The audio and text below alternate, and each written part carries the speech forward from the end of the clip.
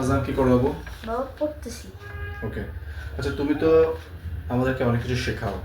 আজকে আমি তোমাকে একটা ছোট্ট জিনিস বলবো। ঠিক আছে, কি জিনিস? আচ্ছা, দেখো এখানে একটা চার্ট দেওয়া আছে। হ্যাঁ। এই চার্টের মধ্যে দেওয়া আছে একজন মানুষ দিনে কতটুকু পানি খাবে।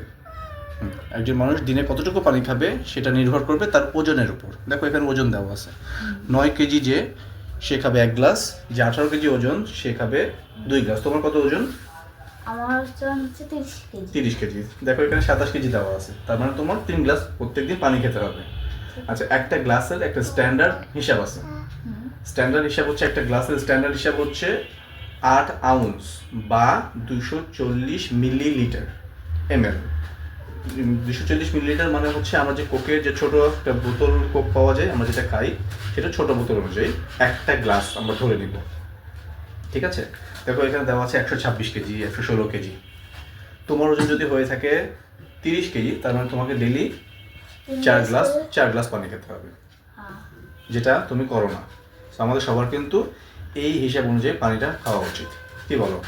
হ্যাঁ, আমার তো এটা পানি খাওয়া উচিতই, আর বন্ধুদেরকেও ভালোভাবে নিয়মিত পানি খাওয়া উচিত।